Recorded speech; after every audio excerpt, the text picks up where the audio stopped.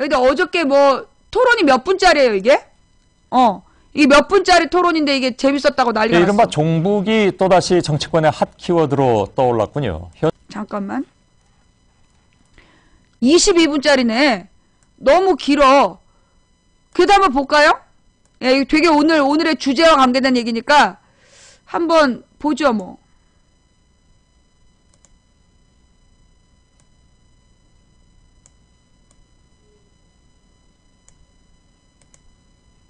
현 정부 들어서는 이석기 전 의원 사건과 통합진보당 해체에 이어서 세 번째입니다. 여당은 마크리포트 주한 미 대사 피습 사건을 이른바 종북 좌파에 대한 정치 테러로 규정하면서 야당의 그 책임을 묻고 있는 상황입니다. 종북 숙주라고까지 표현을 했죠. 야당은 여당이 4월 보궐선거를 겨냥해서 표를 얻어볼 요량으로 또다시 종북몰이를 하고 있다 이렇게 비판하고 나섰습니다. 자, 지금 돌아가는 분위기만 보면 이번 사건이 한미 관계에 미칠 영향보다는 국내 정치권에 몰고 올 파장이 더 커 보이기도 합니다. 이른바 종북 공방으로 흐르는 김기정 사건은 어떻게 봐야 하는가? 여야 의원 간의 맞토론을 잠시 좀 진행해 보겠습니다. 새누리당 하태경 의원과 새정치민주연합 진성준 의원이 제 양쪽에 나와 계십니다. 두 분 안녕하십니까? 예, 안녕하세요. 예, 안녕하세요. 예, 두 분 모두 오랜만입니다. 네. 자, 오늘 토론은 한 25분 정도로 지금 예상하고 있는데요. 가능하면 좀 시간을 지켜서 진행을 해보도록 하죠. 네. 예. 두 분이 더 뜨거워지시면 시간이 더 갈 수는 있겠습니다만 가능하면 그렇지 않도록 좀 노력해 보겠습니다. 자, 당정청이 한 목소리로 이번 사건을 종북 세력에 의한 사건이다 이렇게 규정을 한 바가 있습니다. 그 배후 세력을 밝혀야 된다라고 얘기를 했고요. 반면에 야권이나 재야단체들은 이것이 이제 과격주의로 빠진 개인의 돌출 행동 정도가 아니냐. 그걸 너무 확대해서 버리는 것은 옳지 않다. 어느 쪽이 타당한 접근입니까? 하태경 의원께 먼저 드리겠습니다. 좀 첫 번째는 상상력의 정치를 안 했으면 좋겠다. 예. 어떤 충분한 근거 없이 좀 자극적인 말. 그리고 두 번째는 뭐 종북에 의한 테러, 극단 세력에 의한 뭐 비습 테러, 이게 대립되는 말은 아니다. 뭐 종북 중에 극단도 있을 수 있고. 쓸데없는 말하면 얼려버릴 거야. 이해하는 언론의 태도도 저는 문제다. 세 번째는 쌈박질해도 얼려버릴 한국 거야. 정부를 신뢰하고 있다는 건 굉장히 중요한 이번의 현상인데요. 예. 미국이 한국을 신뢰해 오지 않았어요. 최근 1, 2년간 예를 들어 셔먼 이야기도 있었고, 그리고 특히 이제 이번 사건에 있어서 한국은 정상회담에 대한 관심이 있기 때문에 북한 눈치를 보면서 이번 사건을 축소 수사할 수 있다는 미국의 의심이 있고요. 근데 이제 미국은 이제 그런 의심을 이번에 털어버렸죠. 아주 여러 가지 가능성에 대해서 다 한번 알아보겠다는 한국 정부의 의지가 강력히 보였던 것이고, 때문에 미국 정부 입장에서는 뭐 이걸 굳이 뭐 이렇게 저렇게 불평할 이유가 없고, 예. 그냥 뭐 있는 팩트만 가지고 논평을 한다고 보시면 되는 거죠. 예. 자, 진성준 의원께 반론을 부탁을 드리겠습니다. 뭐 반론을 할 게 별로 없네요. 우리 예. 하태경 의원님 말씀은 지금 당정청 또 새누리당의 지도부가 내놓고 있는 입장하고는 전혀 다른 말씀이시기 때문에 반론의 여지가 없습니다. 근데 다만 사건의 동기가 무엇인지 또 과연 배후가 있는지에 대해서 철저하게 수사를 해서 그 결과가 나오지도 않았는데 예. 무슨 종북 세력에 의한 테러라느니 뭐 이렇게 규정하는 것은 섣부른 것이다. 그렇기 때문에 종래에 이런 사건이 발생할 때마다 뭔가 그런 이념적인 공세 또 이른바 종북몰이 이런 것을 통해서 정치적인 이익을 꾀하려고 하는 게 아니냐라고 하는 의혹이 제기될 수밖에 없는 것이죠. 예. 자, 종북 세력에 의한 테러다라는 것은 그 사건 직후에 지속적으로 얘기가 나왔습니다. 특히 당정청에서는 그렇게 또 규정을 졌기 때문에 그러면 하태경 의원의 생각은 그것과는 좀 다릅니까? 아니면 기본적으로는 같은데 이렇게 보시면 될 겁니다. 예. 이제 정치라는 게 뭐냐? 국민들의 다수가 이번 사건을 보면서 걱정하는 게 있습니다. 통진당을 겪었고 통진당과 야당의 관계에서 야당이 종북 숙주라는 비판을 수도 없이 받았으면서도 헌법재판소의 통진당 해산 결정에 대해서 야당이 반성하지 않았습니다. 국민은 그걸 알고 있었죠. 그럼 우리 여당이 해줄 건 뭐냐? 국민의 걱정을 덜어드려야 됩니다. 예. 이번 사건이 작은 사건이 아니지 않습니까? 그리고 저 사람이 예를 들어 저한테도 식칼이 배달됐습니다.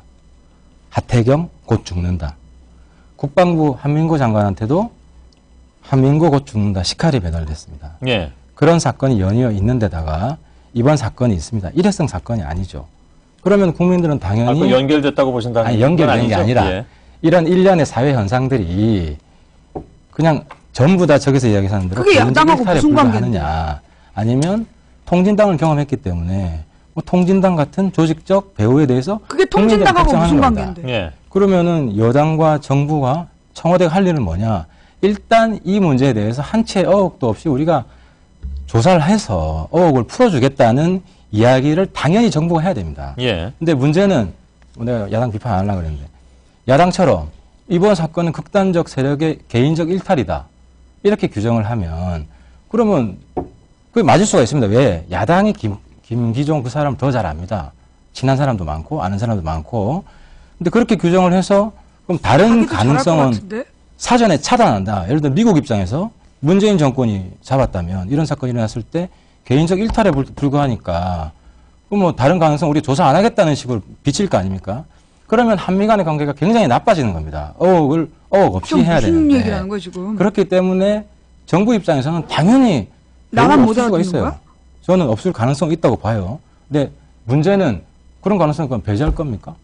우리가? 그러니까 그렇지 않습니다. 좀 새정치민주연합이 그러니까 뭐 개인적 우리가 일탈 있다고 행동을 주장하는 규정한 적이 거죠. 없어요. 여기까지 정리해 주시죠. 예. 있다고 주장하는 것이 아니라 한 채 어혹도 없이 다 그냥 조사하겠다는 이야기를 예. 하다 보면 그거를 포함을 시켜야지 그럼 그걸 뺍니까? 알겠습니다. 말씀해 주시죠. 그렇죠.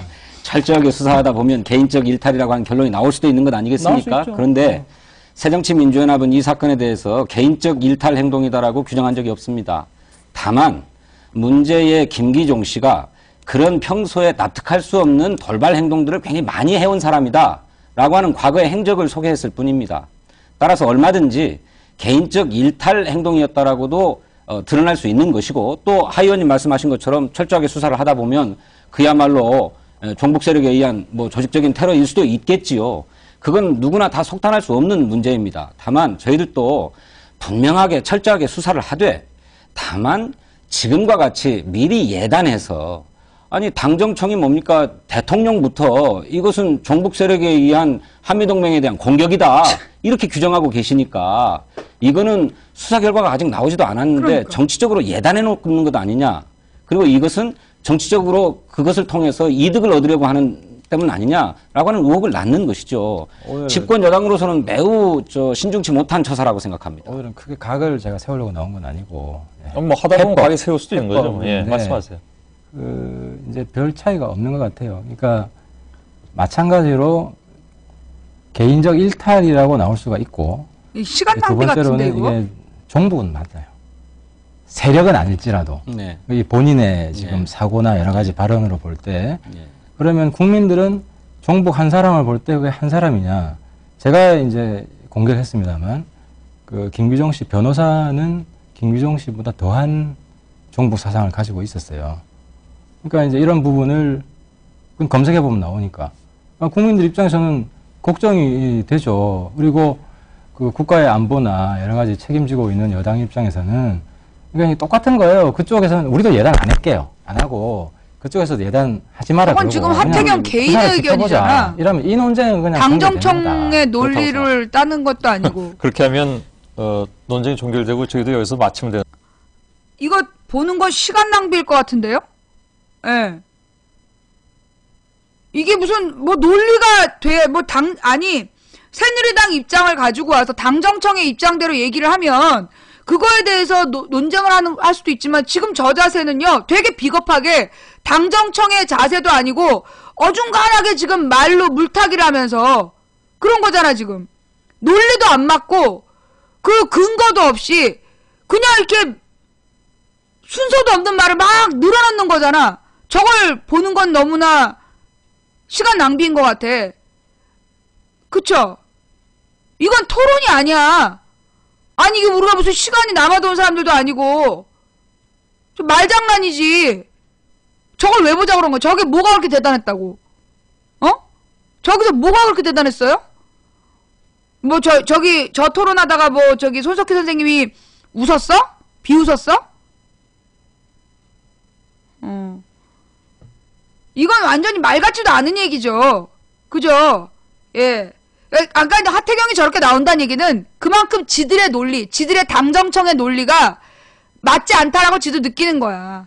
만약에 지가 자신감이 있다면 청와대와 당정청이 이게 종북 세력의 한미동맹에 대한 공격이다. 그게 맞다라고 생각했으면 그 논리를 가지고 얘기할 수 있는 사람이야.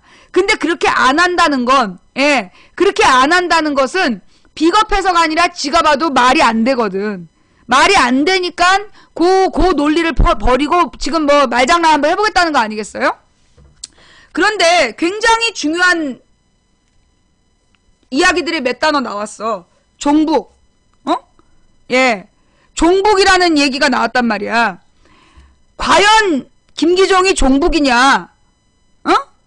김기종이 종북이라는 근거가 뭐야? 북한에 자주 갔다 왔기 때문이다. 그렇다면 말이에요. 이제까지 북한에 금강산 관광 갔던 인물들 다 공개해야 돼. 금강산 관광 갔던 인물들 그거 전부 다 조사해야 돼. 그렇잖아. 개성공단 나무 심는 저기 갔던 사람들도 다 공개해야 되고 이제까지 북한에 건너갔던 사람들, 북한에 넘어갔던 사람들 다 공개해야 돼. 자, 무엇보다 종북이란 말이 뭐야? 종북. 북한의 입장을 따른다는 말이잖아. 특히 괴수 김정일, 김정은, 뭐 김일성의 말을 따르는 게 종북이잖아. 과연 박근혜 정부는 누구를 종북이라고 비판할 자격이 있느냐? 박근혜는 먼저 자신의 언행을 돌아봐야 된다고. 우리가 지난주 금요일날도 같이 살펴봤지만 북한에 가서 온갖 관광을 다 하고 김기종이 그렇게 대우받았겠어? 북한 가서? 북한에 가서 그렇게 공산당원들 한꺼번에 많이 만났겠어? 그런 대우를 받은 사람은 대한민국 국민들 중에 얼마 안 될 거라고 봐. 아니 자기가 무슨 우리나라 국가 원수도 아니고 안 그래? 일개 그 무슨 미래연합인가 이런 대표라면서 이름도 없는 정당의 대표하면서 거길 왜 가냐고. 가서 왜 그런 자기가 무슨 국가원수처럼 관광을 하고 다녀. 그러면서 거기 막 그 무슨 공산당 당원들 잔뜩 모인 데 가가지고 그 소위 북한의 고위 간부들 다 만난 거 아니야. 그 다음에 김정일을 만나서 서로 뭘 약속했는지 모르겠는데 돌아와서 약속을 지킬 거라고. 무슨 약속을 지킬 걸길 무슨 약속을 하고 와서 약속을 지키라는 건데.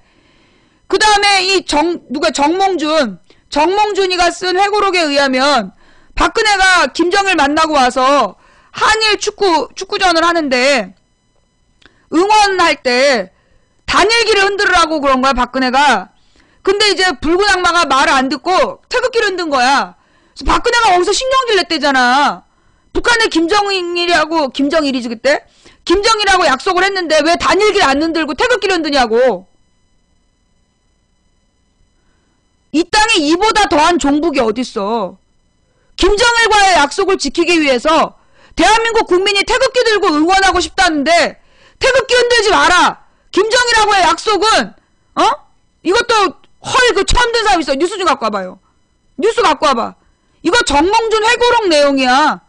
박근혜가 그 당시에 그 한일 축구를 할 때 붉은 악마가 태극기를 흔들었다고 막 화를 냈다. 왜 단일기를 흔들지 않느냐. 김정일하고 약속했는데. 이보다 더한 종북이 어딨어. 이 얘기 처음 들어요? 이거 빨리 찾아와. 예, 빨리 찾아와. 이거 기사 한번 확인하고 가야 돼. 이게 정몽준의 회고록에 나온 내용이야.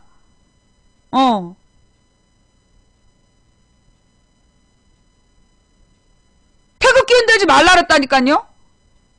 기가 막히는 일이야, 기가 막히는 일. 그러면서 지금 누구도 종북이라고 그래. 아무한테나 종북이라 그래? 내가 그랬잖아요. 우리 동네 부자들, 우리 동네 알고 있는 어떤 부자 아줌마는 뭐 한나라당 당원 활동도 했다 아줌마야. 금강산 4번 이상 갔어. 사시사철. 사계절에 금강산은 뭐 봄, 여름, 가을, 겨울에 이름이 다르다. 뭐 개골산, 먼산 있잖아. 그래갖고 이름이 다르다 하면서 4번을 갔다니까? 그리고 그 아줌마도 종북이겠네. 안 그래? 거기다가 북한에 금강산 관광 가가지고 그 당시에 왜 총격사고로 죽은 박왕자 씨. 그 사람도 한나라당 여성위원장이야. 그 북한에 가서 총 맞고 죽은 박왕자라는 아줌마도 한나라당 여성위원장이야. 북한에 관광 가면 종북 세력이면 그 아줌마도 종북 세력인 거 아니야. 도대체 종북의 기준이 뭐냐고. 뭐가 종북이야.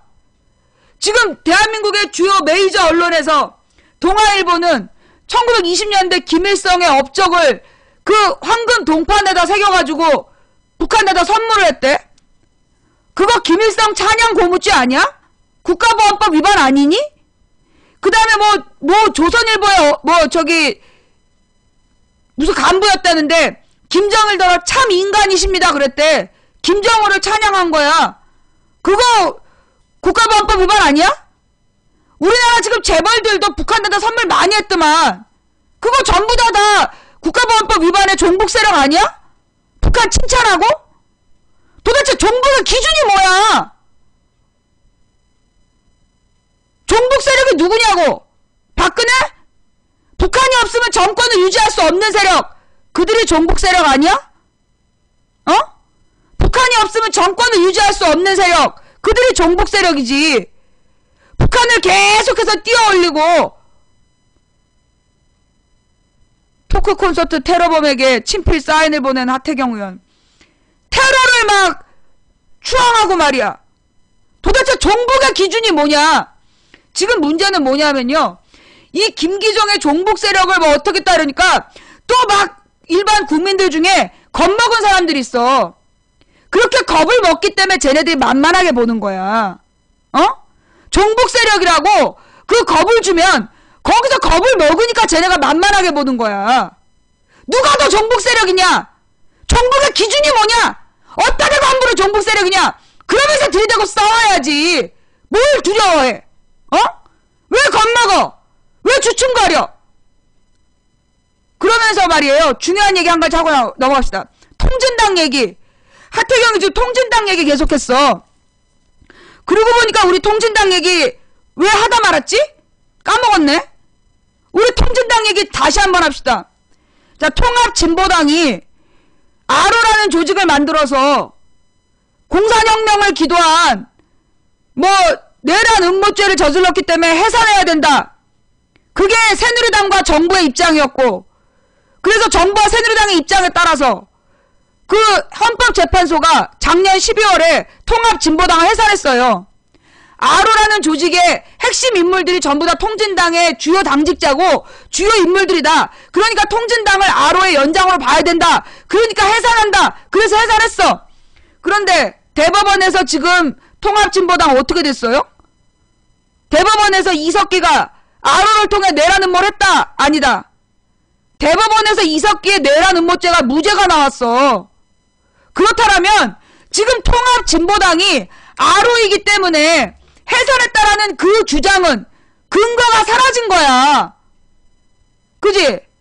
이거요. 여러분 진짜 진지하게 고민해봐야 되는 거야. 통진당 해산이 적법했는가? 어? 통진당 해산이라는 민주주의 국가에서 정당을 해산했어. 민주주의 국가에서 정당을 해산을 했는데, 이 고등법원, 맞다. 고등법원 판결이구나.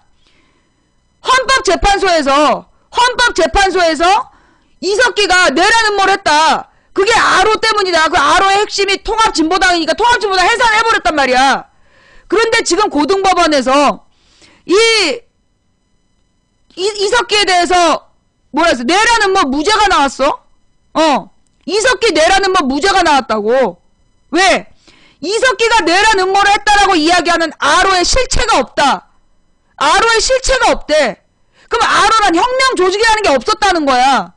그러면 통합진보당 해산을 했다는 거는요. 지금 대한민국 헌법을 위배하고 정부와 헌법재판소가 지금 월권에다가 근거 없이 정당 해산을 한 상황이 벌어진 거야. 그런데 그래서 지금 통합진보당 사라졌어. 그러면 누가 또 종북 세력인데? 종북 세력이라고 통합진보당 해산시켜놨는데 통합진보당을 해산시킬 근거는 사라졌고, 그런데 또 무슨 종북 세력이 있냐고. 이번에는 새정치연합이 종북 세력이야? 다음엔 일반 국민이 종북 세력이고? 어디까지가 종북 세력이야 도대체? 종북 세력의 기준이 뭐야? 진짜 이 말 같지도 않은 일이 지금 벌어지고 있는데, 맞아. 이번에 김기종과 종북 세력 논쟁은요, 이거 통진당 해산은 정당한 것인가, 이 문제로 맞받아쳐야 돼. 헌법이 보장한 민주주의 정당의 권리를, 물론 여기서 나는 통진당 매우 싫어해요. 통합진보당 때문에 대한민국에 정치 발전이 없다고 믿는 사람이야. 왜? 쓸데없이 야당이 분열돼서 매번 새누리당 당선시키고, 새누리당이 2012년에 과반수 얻는데 1등 공신이 통진당이라고 보는 사람이야. 나는 통진당이 사라지길 바란 사람이야. 그럼에도 불구하고 그건 국민들이 투표로 없애야 되는 거지. 정부에서 지 멋대로 없애면 안 되는 거야. 통진당은 국민 손으로 없앴어야 된 정당인데, 투표로 없애야 되는 정당인데, 지들이 뭐라고 함부로 정당을 해산해? 어? 나 이석기 아주 싫어해. 통진당도 아주 싫어해. 그러나 이석기가 싫다고 그래서 죄를 줄 수는 없는 거야. 내란 음모했다고 잡아갔잖아. 내란 음모가 무죄야. 그러면 이거는 잘못된 거지. 어? 내란 음모를 하지 않은 사람을 내란 음모라고 잡아갔으면, 내가 아무리 싫어하는 인간일지라도 그거는 사법부가 잘못한 거고 정부가 잘못한 거지. 나는 통합진보당이 사라져야 된다고 믿는 사람이야. 그러나 통합진보당을 없앨 수 있는 건 오로지 국민이야. 국민의 뜻에 따라 국민의 투표로 없애는 거야. 지 마음에 안 든다고 멋대로 정부가 해산 신청하고 헌법재판소에서 근거도 없이 해산하고, 누구 멋대로. 지금 니들이 누구 위해서 이 지랄이야. 대한민국의 주인은 국민이야. 국민 10%가 선택한 정당은 국민 10%가 없앨 수 있는 거야. 어디서 지금 이 종북 세력 싸움은요, 이 통합진보당에 대한 강제해산, 근거 없는 강제해산, 이 문제로 맞받아 싸워야 돼. 지금 막 통진당 지지했던 사람들이 막 겁먹고 흩어지면 이건 니들 전부 다 진짜 종북 세력이란 말 인정하는 거야. 통합진보당 지지 세력이 정말로 종북 세력이야?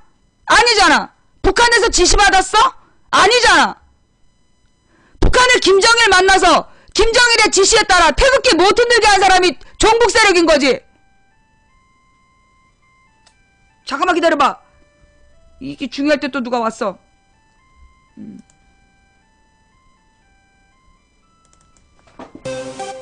Wanna make me sad, wanna make me bad, wanna make me mad, wanna make me sad, wanna make me bad, wanna make me mad, wanna make me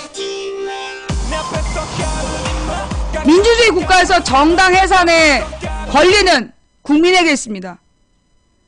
물론 정말로 통합진보당이 김정은의 지시에 따라 움직였다라는 확고부동한 증거가 있다면, 그러면 그 정당 해산해야지.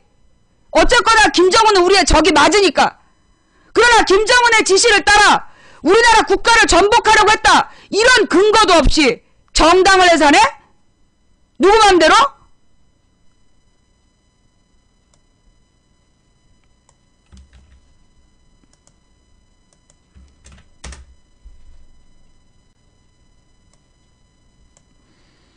박근혜 남북 축구에서 태극기 흔들었다고 항의. 이게 한일전으로 알고 있는 남북 축구라고 나와있네. 예. 한나라당 정봉준 전 대표가 4일 출간한 자서전 나의 도전 나의 열정을 통해 유력 대권 주자인, 이게 언제 신문이냐 하면 2011년 9월이야. 2011년 9월에 낸 자서전이야.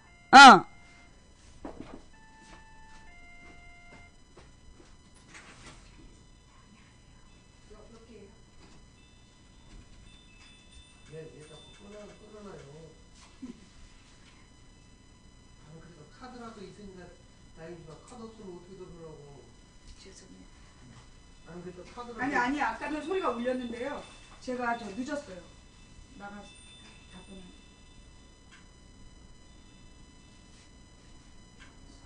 15년 오늘이 3월 10일.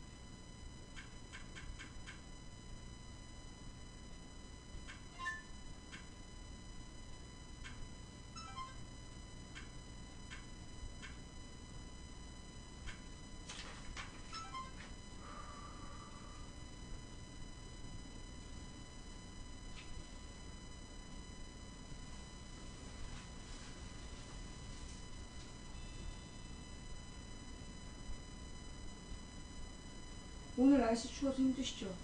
어떻게 많이 믿어보려. 아, 고생하셨습니다. 고통을 주셔야죠. 죄송합니다. 수고하세요.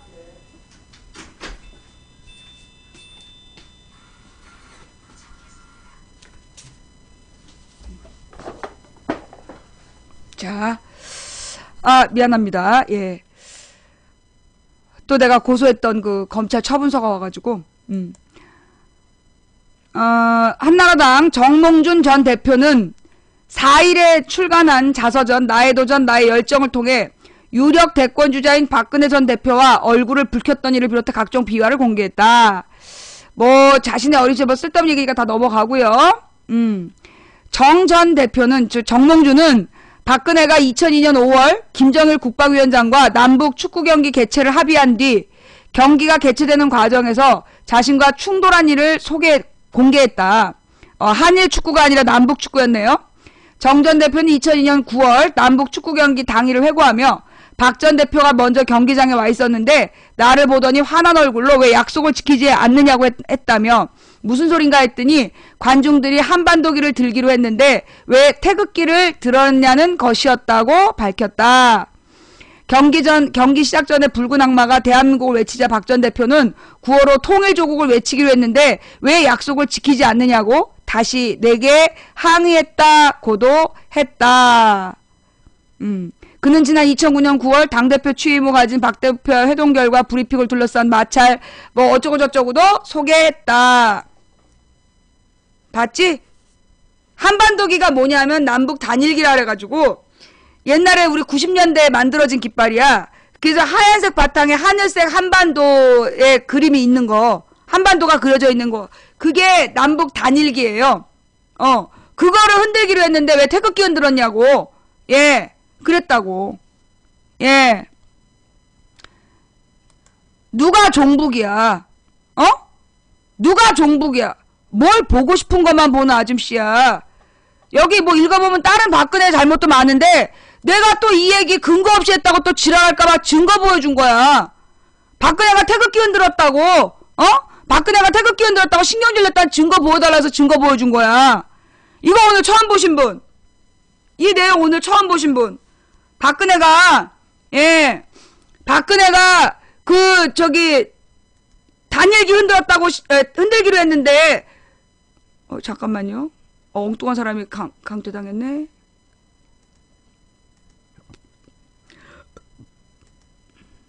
오늘 처음 보신 분 많아요? 이거 널리 갖고 계세요. 이 자료. 종북 세력 얘기 나오면, 뭐, 종북 세력 누가 그런 얘기하면, 박근혜랑 김정일 만난 동영상이랑, 요 신문 기사랑, 그 다음에 왜 박근혜 카드 뉴스 있지? 카드로 본 박근혜 방북 기사, 그 내용, 그 세 가지를 들이미세요.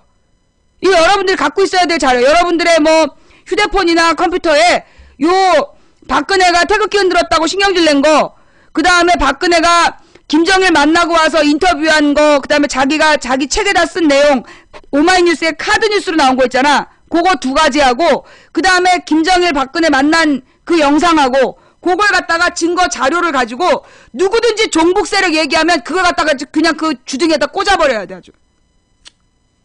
자. 그러면서 말이에요. 지금, 이 박근혜가, 아니면서 이제 나는 무엇보다 오늘, 사실 제목을 이걸로 하려 했어. 박근혜 제부 석고대죄. 박근혜 제부 석고대죄. 박근혜 제부가, 주한미 대사한테 미안하다고, 석고대죄를 했다며? 예. 사위 아니야. 박정희 사위지. 그치, 박정희 둘째 딸, 그니까, 박근혜 여동생 남편이야. 석고대죄를 했대요. 그럼 이 석고대죄가 뭐냐? 이 석고대죄가 뭘까요?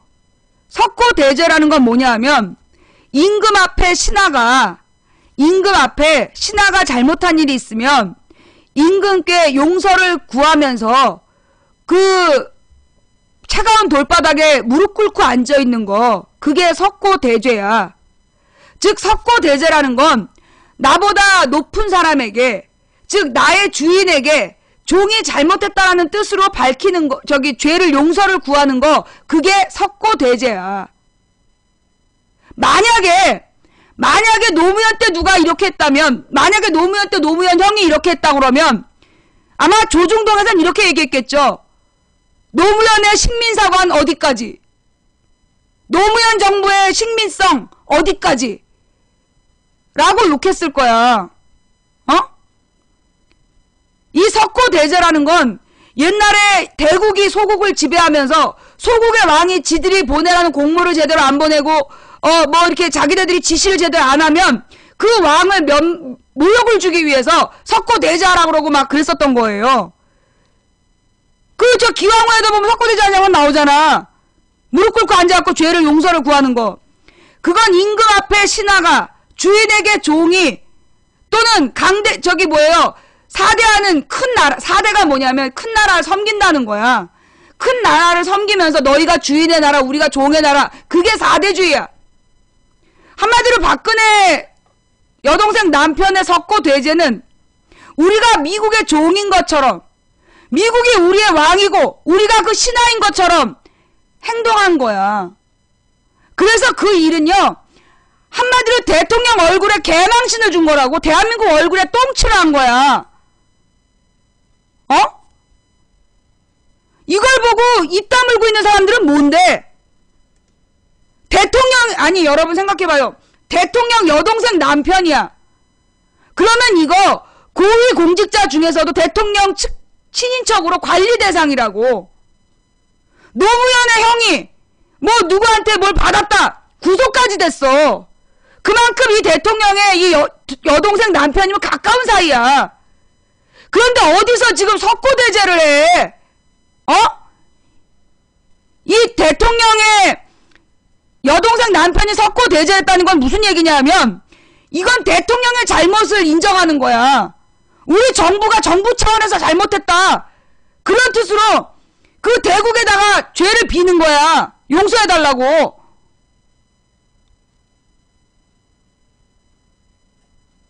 박근혜가 잘못한 거 대신 용서를 비는 거라면 내가 어쩔 수 없는데, 그래도 말이 안 되는 거라고, 이건. 도대체 박근혜는 가족 관리 어떤 식으로 하는 거야, 지금? 대한민국 국민이, 이거 말이에요. 만약에 이게 일본 대사한테 그렇게 했다, 그러면 대한민국 국민들 가만히 있겠어? 일본이니까 참는 건데, 그러니까 미국이니까 참는 거지. 미국이 우리 얼마나 도와줬는데. 그러면서 한미동맹 얘기하고 있어요. 내가 뭐라 그랬어? 사건 발생한 첫날. 한미동맹은 우리의 필요를 위해서 하는 게 아니다. 누구의 필요를 위한 거다. 미국의 필요를 위해서 하는 게 한미동맹이다. 내가 그렇게 얘기했지. 그리고 이번 일로 한미동맹이 깨질 거다, 그런 얘기는 있을 수 없다. 내가 분명히 얘기했지. 미국 대사도 뭐라 했어? 한미동맹은 끄떡없다, 아무 문제 없다 라고 얘기한 거 아니야. 그리고 미국 국무부 차원에서 이건 개인의 돌출행동이다 라고 못을 박았어. 그런데도 이게 종북 세력의 무슨 조직적인 범죄니 어쩌니 하면서 망신 개망신을 떨으니까 주한미군 대사가 박근혜가 온 날 자기가 2개의 한국을 잃고 있다, 그렇게 얘기했다며. 2개의 한국이라는 게 뭐냐 하면 우리나라의 분단, 남북으로 분단된 상황, 그리고 이 분단된 상황에서 어떻게 남한의 정부가 그 분단 상황을 이용했는가, 그런 부분들을 쓴 책이 2개의 한국이야. 한마디로 박근혜한테 내가 2개의 한국이라는 책을 다시 읽고 있다라고 미국 대사가 얘기했다는 얘기는 뭐냐? 내 사건을 종북몰이에 이용하지 말란 경고예요. 내가 지금 2개의 한국이라는 책을 읽고 있다는 뜻, 그 2개의 한국에 나와 있는 내용이 분단 국가에서, 특히 남한에서 어떻게 분단을 이용해서 권력이 유지됐는가, 그러면서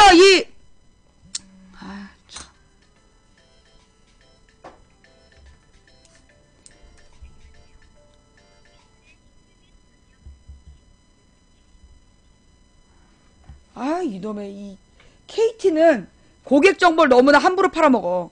그냥 스팸 전화가 끊임없이 와. 예. 그래서 석고 체포 대제를 한 것은 좀 심하지만 용서를 구하는 것은 맞음. 일반인을 해친 게 아니라 미국이란 한 나라의 대변인을 해친 거니까 사과가 아닌 용서를 구하는 게 맞지. 그렇지. 용서를 구해야지. 누가? 대통령이. 경호 임무를 제대로 못한 거에 대해서 용서를 구해야지. 진심으로 사과해야지. 그런데 박근혜가 찾아가서 뭐라 그랬어? 자기랑 똑같이 다쳤다고 그거 어쩜 나랑 게 똑같냐고. 어? 박근혜가 용서를 구해야지. 외교관에 대한 보호 의무는 국가 행정부의 책임인데 그걸 제대로 못했으니 미안하다 잘못했다 용서를 구해야지. 그런데 찾아가고 제일 먼저 해야 되는 일이 사과 아니야. 그 용서를 구해야지. 그 보호 의무를 제대로 못해서 미안하다. 자기도 똑같이 칼침 맞았다고. 2006년에 이 병원에서 치료받았다고. 어쩌면 우린 이렇게 통하냐고.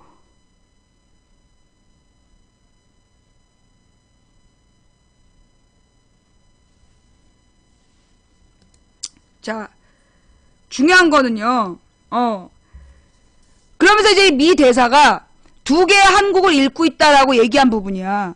그 두 개의 한국이라는 게 결국 우리나라의 적대적 공생관계에 대해서 비판한 책이야. 그러면 적대적 공생관계라는 게 뭐냐? 북한이라는 적을 만들어서 북한과 계속 싸우는 것처럼 겉으로 드러나는 건 적국이야. 그런데 그 적국을 이용해서 자신의 권력을 강화하는 활동, 이게 적대적 공생관계라는 거야. 옛날에 박정희가 김일성이랑 둘이 남북 합의서를 만들었잖아. 그 7.4남북 공동성명, 합의서가 아니라 7.4남북 공동성명이라는 걸 발표해요. 그러면서 그때부터 진짜 미치겠네. 잠깐만요. 그래서 그때부터 뭘 이용한 거야?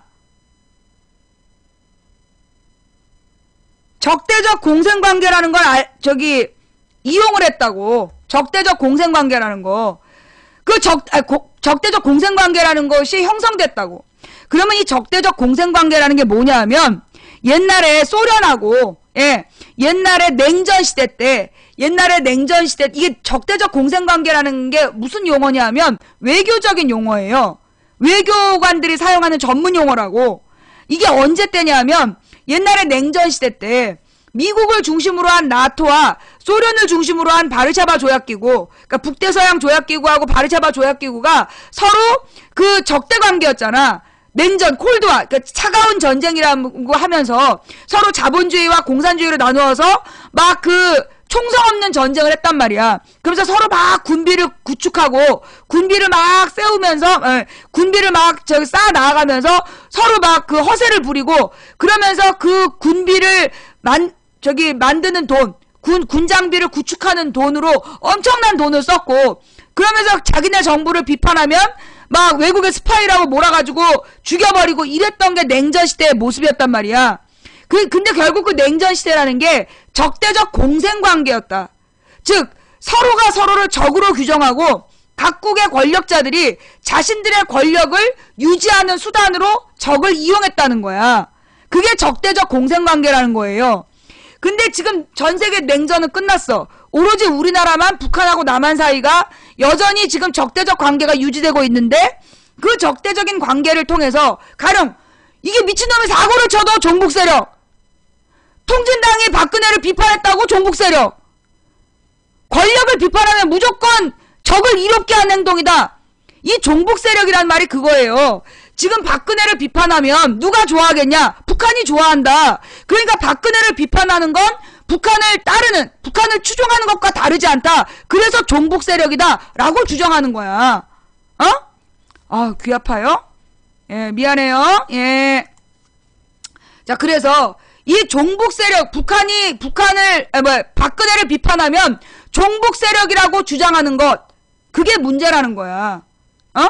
이게 적대적 공생관계라는 거야. 자신을 비판하면 무조건 종북 세력이라고 외치는, 북한을 적으로 두고 북한이 없어지면 안 되는, 그래서 절대로 통일하면 안 되는, 적대적 공생관계를 이용하려는 사람들이에게 누가 그 한미 대사가 내가 지금 2개의 한국을 읽고 있다. 한마디로 니네 아버지가 이 북한을 이용해서 어떻게 권력을 구축했는지 소위 분단 상태가 대한민국의 군부 독재에게 어떤 도움을 줬는지 그걸 내가 지금 읽고 있다. 그치, 용북 세력이라고 불러야 된다. 맞는 말이야. 라고 경고를 준 거야. 그랬더니만 이제 우리나라 사람들이 막 너무 이제 소위 우리 진보 세력들이 야, 누가 저기 이 주한미 대사가 박근혜에게 엿을 먹였다. 그래서 2개의 한국이라는 책을 읽고 있다고 얘기한 거는 박근혜에게 엿먹인 거다. 그래서 너무 좋아하고 있어요. 자, 그런데 이때 나온 말이 뭐야? 갑자기 그 주한미 대사가 박근혜에게 친절해졌어. 뭐 때문에? 사드 때문에. 사드. 지금 대한민국 정부에서는 이번 건수로 뭐까지 밀어붙이겠다? 사드까지 밀어붙이겠다는 거야. 자, 이미 사드라는 게 뭐예요? 결국 중국을 방어하기 위한 미국이 그토록 소망했던 그 미사일 방어체제. 예.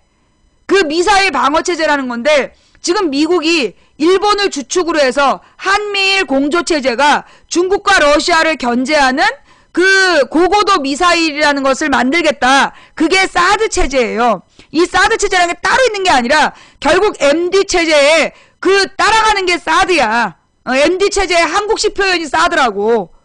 결국은 한미일 공조체제로 미국과 러시아와의 전쟁 준비라는 미사일 체제 이를 만들겠다.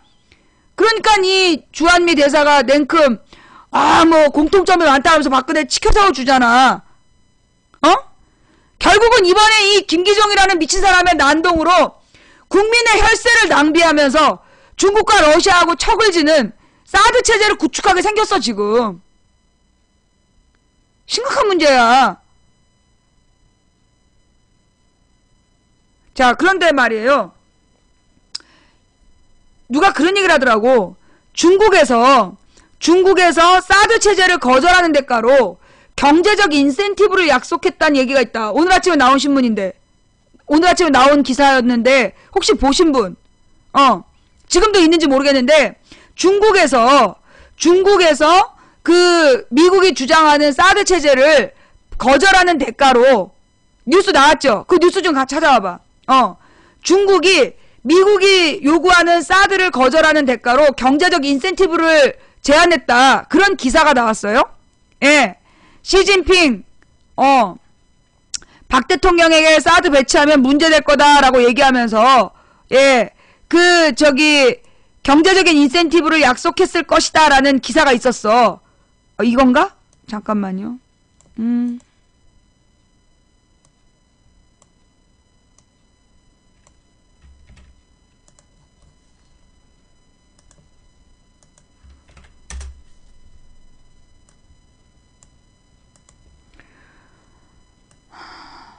시진핑 중국 국가주석이 박근혜 대통령에게 미국의 MD 즉 미사일 방어 체계인 사드 배치를 거부하는 대가로 경제적인 인센티브를 제공할 것을 직접 제안한 것으로 알려졌다. 이는 리퍼트 주한미 대사 피습을 계기로 사드 배치 드라이브를 걸기 시작한 새누리당 강경파 주장대로 사드를 배치할 경우 중국의 경제 보복이 뒤따를 것임을 시사하는 대목이어서 박 대통령의 선택이 주목된다. 미국의 보수 안보 전문 온라인 매체인 워싱턴 프리비컨은 9일 서울발 기사에서 미국의 전현직 관료들의 말을 인용해 시 주석이 즉 시진핑이 지난 7월 서울에서 열린 한중 정상회담 때 박 대통령에게 미국의 사드 배치 계획을 허용하지 않으면 한국과 중국 사이에 무역과 경제 교류가 늘어날 것이라고 말했다고 전했다. 시 주석은 당시 한국은 사드가 문제가 되지 않도록 주권 국가로서 반대 입장을 표명해야 한다며 사드 배치를 수용할 수 없다는 입장을 분명히 했다. 미국 관료들은 시 주석이 말한 문제가 한국과의 무역관계 축소를 뜻하는 위협으로 해석했다. 미국의 한 관리는 워싱턴 프리비컨의 중국의 전략적 목표는 한국을 이용해 한미일 공조를 약화시키는 것으로 일본의 제국주의와 과거사에 대한 선전을 통해 반일 감정도 고조시키고 있다면서 한국 지도부는 베이징의 계산에 쉽게 빠져든 것으로 보인다며 박근혜 정권에 강한 불만을 드러냈다. 즉 미국의 공화당은 불만이야. 미국의 매팔 아래서 전쟁주의자들은 불만인 거야. 워싱턴 프리비컨은 이 밖에 중국 정부가 자국의 통신장비 업체 하웨이가 한국 통신 인프라망 입찰을 따낼 수 있도록 압박하고 있다고 주장했다. 미국은 하웨이가 미국 정부기관을 해킹한 의혹을 받고 있는 기업이라는 이유로 하웨이 장비 설치에 강력 반대하고 있다. 워싱턴 프리비컨 보도는 최근 웬디 셔먼 미 국무부 차관이 과거사는 덮고 가는 게 미래를 위해 중요하다며 노골적으로 일본 편을 들면서 한국의 강한 불만을 나타낸 것과 맥을 같이 하는 것으로 미국 정부 및 보수 세력이 리퍼트 대사 피습을 계기로 노골적으로 박근혜 정부의 사드 배치 압박을 가하기 시작한 거 아니냐는 관측을 낳고 있다. 이는 유승민 원내대표, 원유철, 나경원, 정병국 이런 새누리당 수뇌부가 사드 배치 강행론과 맞물려 박 대통령을 안팎에서 압박하는 양상이어서 박 대통령의 최종 선택이 주목된다. 뼛속까지 친밀하고 자처해온 MB 정권 시절에도 우리나라의 최대 교역국인 중국의 경제 보복을 의식해 끝내는 사드를 배치하지 않았다. 보수적인 재계조차도 사드 배치에는 대단히 부정적이다. 삼성, 현대차 등 모든 기업이 중국 시장에 사활을 걸고 있기 때문이다. 명과 후금 사이에서 등거리 외교를 펴온 광해군을 몰아낸 인조는 시대착오적 반금 친명 정책을 취했다가 중국을 통일한 청해 침략으로 병자호란을 겪으면서 민생을 파탄에 몰아넣고 국군을 쇠퇴시킨 역사적 과오를 범한 전례가 있다.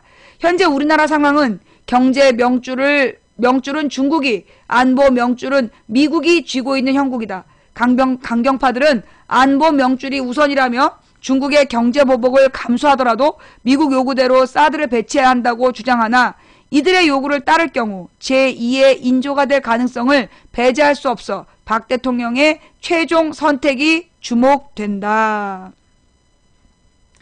인조가 누군지는 알겠어. 등거리 외교 이런 걸 알겠어 박근혜가. 이제 문제지. 제2의 인조가 뭐예요? 그러니까 이제 우리나라에 광해군 들어봤어? 광해 봤지? 광해라는 이병헌이가 연기했던 드라마 영화 있었잖아. 그 이제 광해라는 사람이 원래 왕인데 쫓겨났어. 그래서 군으로 강등돼. 조선 역사에서 군으로 끝난 게 둘이야. 연산군, 광해군. 즉 왕으로 즉위했으나 폐위된 사람들이 군으로 돌아가서 죽는 거야. 근데 광해군이라는 사람이 누구냐 하면 선조의 아들이야. 선조가 조선의 왕이었는데 되게 무능했어. 근데 또 52년인가 집권은 또 길었어. 아주 오랜 동안 집권했는데 굉장히 무능한 왕이었어요. 근데 이 선조가 처음에 후사를 못 봐갖고 정실 부인한테서 아들을 못 낳아서 후궁이 낳은 아들인 광해군을 세자로 만들어서 있던 차에 전쟁이 난 거야. 임진왜란이. 그 임진왜란 때 선조는 명나라로 도망가려고 했는데 이 광해군이 그 왕을 붙잡고 조선을 버리면 안 된다. 그래서 피난길에 올라서 이 광해군이 의병들과 더불어서 일본하고 싸우면서 유명해진 사람이야. 광해군이.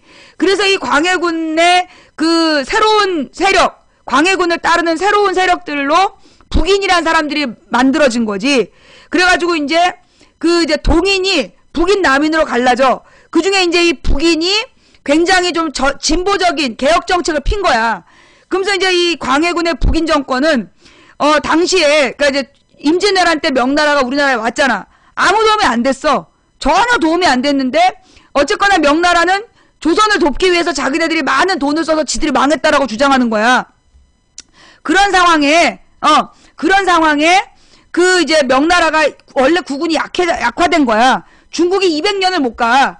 그래서 조선하고 명나라가 조선보다 한 30년인가 먼저 만들어졌다가 기왕후 말이 명나라가 만들어지는 거야.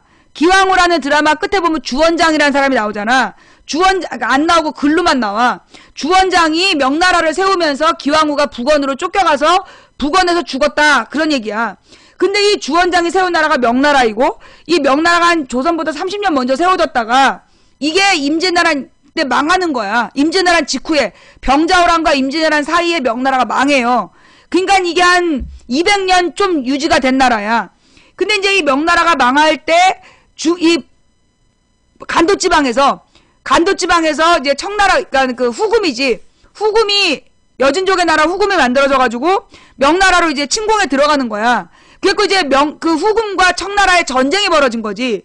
그때 이제 이 명나라에서 우리가 너네 임진왜란 때 도와줬으니까 우리를 도와라! 그렇게 강요를 해요. 그러니까 이제 이 고려 왕이, 아니, 그러니까 그 조선의 왕이 광해군이 장군을 보내면서 절대 누구 편을 섣불리 들지 마라. 이긴 사람 편 들어라.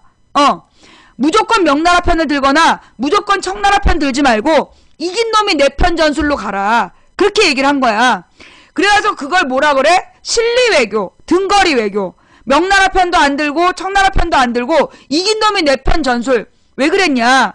그럼 그 당시에 이제 임진왜란 이후에 온 나라가 쑥대밭이 됐어. 일본 놈들이 조선을 초토화를 시켜놔서 전후 복구가 되게 필요했던 상황이야.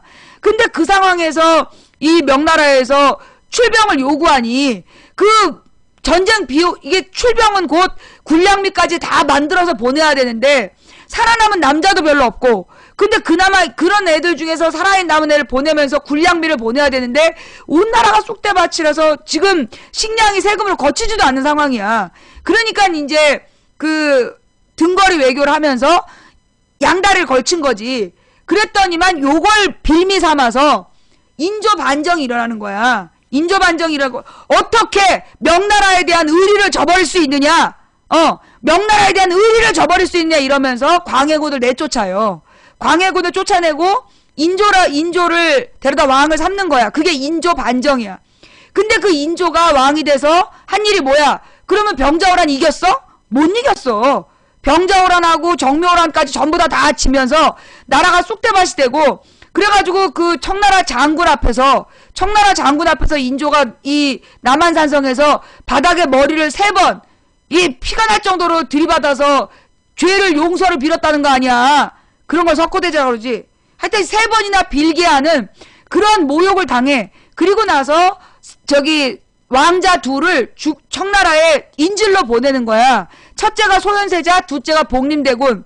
근데 그 소현세자가 청나라를 가서 서양의 문물들을 접하고, 아, 이게 앞으로 세상이 어떻게 변해가는구나 이걸 깨달은 거야. 그래서 그 소현세자가 그 조선에서 막 젊은 인재들을 불러다가 교육을 해요. 신사상을 교육을 해. 그래갖고 이제 북인의 후손들이었겠지. 그 이제 광해군이 죽으면서 북인도 전부 다 멸족을 당해. 근데 살아남은 사람들이 숲으로 이제 숨어 들어간 거야. 제하로 숨어 들어갔다가 소현세자와 더불어서 청나라에서 교류를 합니다. 그래갖고 얘네들이 나중에 뭐가 되냐면 실학파가 되는 거야. 소현세자가 그러니까 청나라에 잡혀가 있을 때, 그때 이제 북학파, 가서 새로운 문물, 청나라에 가서 새로운 문물을 배우고 돌아온 사람들이 실학자가 되는 거야. 그 실학자들 중에 저기도 나오는 거지. 정약용도 나오는 거야. 하여튼, 예. 그래서 이제 그게 인조인데, 결국 그 인조가 친명배금, 명나라하고 친하다, 금나라를 배척하는 친명배금 정책을 주장하면서 왕위에 올랐으나 금나라를 배척하지도 못했고, 이게 대세가 청나라인데 망한 나라 편들다가 조선이 같이 그냥 싸그리 당한 사건이야. 그래서 제2의 인조가 되지 않으려면 지금은 중국과 미국, 우리에게 둘 다 중요해. 우리가 여기서 잘 생각해야 되는 게, 미국을 버릴 수 있다? 중국을 버릴 수 있다? 나는 그건 아니라고 봐요. 만약에 우리가 미국을 버려버리면 완전히 중국의 치하로 들어가는 거고, 미국의 편을 들고 중국을 버리기에는 우리는 중국과 너무나 맺은 게 많아. 실질적인 이익은 중국으로부터 얻고 있는 거야. 그러니까 우리는 미국도 중국도 버릴 수 없는, 그래서 등거리 외교를 해야 되는 거야. 그런데 지금 이 김기종 문제를 가지고 한미동맹을 공격했다는 등 막 이런 놈들이 소위 미국의 공화당으로부터 지령을 받는 국내 정치인들이야. 미국 공화당은 누구로부터 후원금을 받냐? 무기산업자들로부터 후원금을 받아. 그러니까 무기산업자들로부터 후원금을 받는 공화당으로부터 압력을 받고 지금 우리 국민의 혈세로 미국 미사일을 사야 된다. 그렇게 주장하는 거야. 근데 그래놓으면 이놈들은 나중에 미국 가서 잘 먹고 잘 살겠지만 한반도에 남아있는 우리는 중국과의 교역이 끊기고 교역에 불이익을 당하게 되면 우리 가장 가난한 사람들이 큰 피해를 본단 말이야. 굉장히 지금 심각한 상황이에요. 김기종 이 미친 사람의 행동이 지금 나라를 완전히 외교적으로 매우 위태롭게 만들고 있는 거야. 미안해. 설명이 너무 길었죠? 자, 그런데 말입니다. 이런 글이 있더라고요. 배후? 이득을 보는 자 아니겠습니까?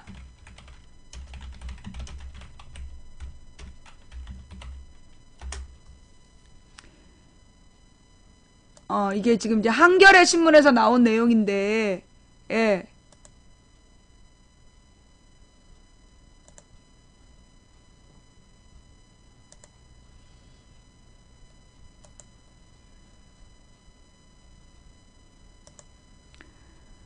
지금 계속 박근혜 정부에서 배후를 따지잖아. 그러니까 이제 이 권영철 대기자, 곽병찬 대기자가, 이 배후가 누구겠냐? 이득을 보는 자 아니겠냐?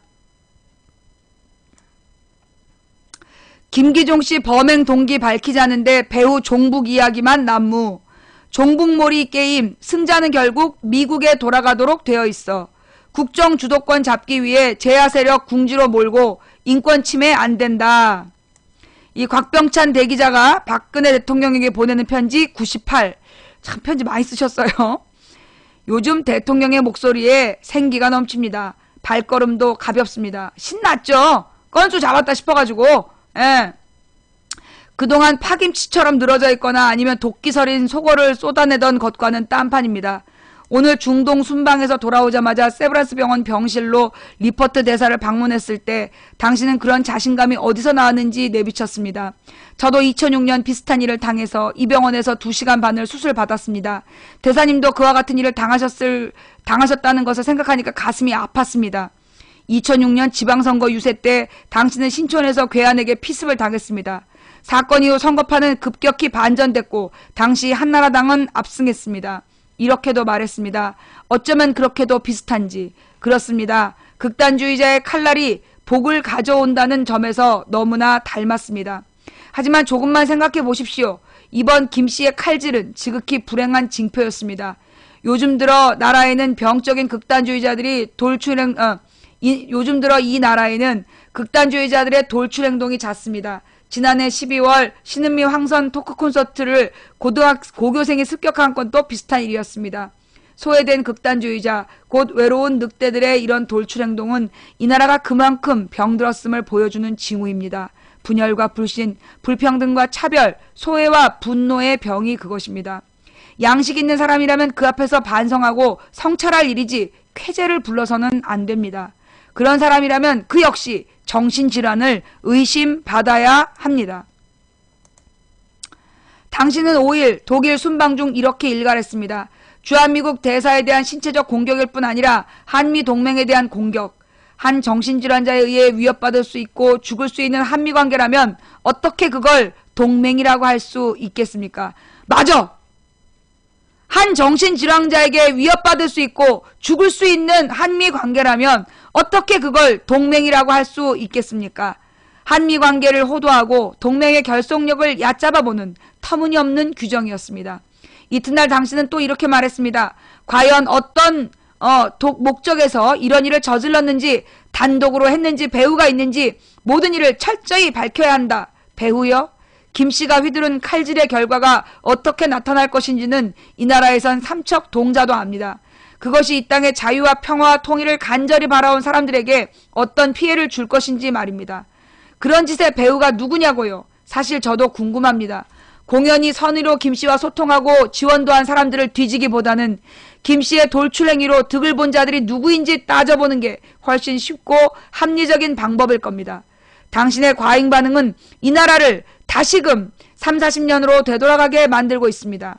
일부 종교인들은 광화문 미국 대사관 앞에서 쾌유 기원 발레나 정말 쪽팔려서 내가 진짜 부채춤을 추었습니다. 대통령의 제부는 아예 자리를 깔고 석고대죄 단식을 하고 있습니다. 당신은 귀국하자마자 병실부터 찾음으로써 이런 소란에 한 번 더 기름을 끼얹었습니다. 비서실장을 보내 위로와 사의를 표하면 될 일이었습니다. 주인이 그러하니 진돗개들은 어떻겠습니까? 경찰은 김 씨와 전화통화라도 한 사람이라면 불러다가 닥달을 하려 하고 있습니다. 그가 운영했던 우리마당에서 초청 강연했거나 이 단체의 행사에 장소를 대여한 기관이나 개인 모두를 배후 선상에 올려놓았습니다. 김 씨가 이 단체를 20년 넘게 했으니 거기를 거쳐간 사람이나 인연 맺은 사람이 얼마나 많겠습니까? 김 씨가 국가보안법 사범이 되면 선의의 지원자나 인연을 맺은 사람 모두 일단 수사 대상이 된다고 보면 됩니다. 말만 섞어도 이 의심을 받도록 하는 게 국가보안법입니다. 수사기관이 김 씨에게 살인미수 혐의를 입증하기보다 보안법상 이적행위 혐의를 씌우는데 전력을 기울이는 건 그런 까닭입니다. 김 씨의 범행 동기는 아직 확정되지 않았습니다. 그런데 사건의 실체가 드러나기도 전에 사건의 성격을 대통령이 규정했습니다. 수사기관은 그 규정에 맞춰 김 씨 사건을 수사하고 실체를 지어내려 합니다. 칼질의 동기를 따지는 게 아니라 김일성을 어떻게 보느냐 따위를 신문하고 있다고 합니다. 김일성이 72년 김일성 대학교 졸업식에서 했다는 갓근 전술이라는 것까지 들고 나오고 있습니다. 김 씨가 김일성의 이런 교시에 따라 끈 하나를 끊어 한미일 동맹을 날아가게 만들려고 했다는 것입니다. 잘하면 부친처럼 박근혜판 인혁당 사건이 나올지도 모를 일입니다. 본의 아니게 박대출 새누리당 대변인은 그런 접근의 의도와 타깃을 솔직하게 드러냈습니다. 엊그제 공식 논평을 통해 새정치민주연합을 종북 숙주로 규정했습니다. 김기종이 7차례나 방북했고 통일부 통일교육위원으로 위촉됐고 헌법기관인 민주평통자문위원을 지냈고 성공회대 외래교수를 역임했는데 이 모든 것이 야당 집권 시기에 이루어졌다. 석 달 전 그가 국회 도서관에서 강당을 빌려 세미나를 한 것이나 국회 정론관 기자회견 자리에 참석한 것도 새정치민주연합의 지원 덕이었다. 일단 요즘 들어 위협적인 상대로 커버린 야당입니다. 지나치면 모자람보다 못합니다. 돌아가는 꼴을 보면 이 정권은 야당과 비판 세력을 종북의 우리 속에 가두려고 하는 듯합니다. 서경원 방북 사건의 빌미로 김대중 총재와 평민당 그리고 제야를 친북 내통 세력으로 몰았듯이 말입니다. 꽃놀이패도 쥐고 있다고 생각하는지 모릅니다. 그러나 조금만 따져보면 그때의 주인은 미국이란 걸 알 수 있습니다. 지금 진행되는 종북몰이 게임의 판도는 미국에 돌아가도록 되어 있으니까요. 이 정부는 미국을 식민지 종주국처럼 받들고 있습니다. 야당도 종북의 틀에서 벗어나기 위해 필사적으로 미국의 경의를 표하고 있습니다. 말로만 그러는 게 아닙니다. 미사일 방어체제 편입 등 구체적인 행동까지 나설 것을 요구받고 있습니다. 중국, 북한과의 갈등 또는 충돌 가능성을 감수하며 미국 본토와 일본을 지키기 위한 방어망에 우리의 돈과 물자와 인력을 들이는 사업입니다. 지나침이 어떻게 국익의 파기가 되는지 좋은 신뢰가 될 것입니다. 사실 미국 정부도 부담스럽습니다. 이번 사건이 한미연한을 미국 쪽 의도대로 풀어가는 지렛대 역할하는 건 불감청 고소원입니다. 그러나 한국 정부의 과도한 정치적 이용이 부작용을 초래할 가능성이 크기 때문입니다. 이 정부의 과공은 리퍼트 대사와 미국을 위한 것이 아니라 국내 정치적 과세를 해소하기 위한 정략이라는 의심을 받기에 충분합니다. 잃어버린 국정의 주도권을 되찾고 야당을 궁지에 몰아넣고 정보기관에 무소불위의 인권침해 권한을 부여하는 따위의 일들이 그것입니다. 사골도 적당히 우려야지. 지나치게 우리면 인성분이 많아져 뼈에 해롭습니다. 김 씨의 칼질을 우리다가 국민의 가장 큰 현안인 먹고 사는 문제, 국가의 기초를 튼튼 흔드는 분열과 갈등의 문제, 그리고 한미동맹과 국익을 해치지 않기 바랍니다. 그리고 국민을 너무 얕잡아 보지 마십시오. 알아듣겠어? 응? 이거 좀 알아듣겠어? 사드 미국 돈으로 지들이 설치하는 거 아니었음? 그럼 우리가 왜 반대를 하겠니? 인조인간아. 어? 미국이 지 돈 들여서 하는 거면 우리가 왜 반대를 하겠어? 지금 미국과 일본을 위한 전쟁 비용, 미국과 일본이 중국, 러시아랑 전쟁을 하는 비용을 우리더러 대라는 거야. 그게 사드야. 어려워요? 지금 이제 이 사람이 얘기하고 있는 게 무슨 얘기냐? 지금 이번 김기종 사건의 배우는 김기종 사건을 통해서 이익을 얻는 놈들이 배우다. 그러면 누구겠느냐? 바로 그 이번 사건으로 사드 설치하고 고고도 미사일 설치하게 해서 고고도 미사일 팔아먹는 놈들이 배후다. 무슨 얘기인지 알겠어? 그 얘기를 하고 있는 거야.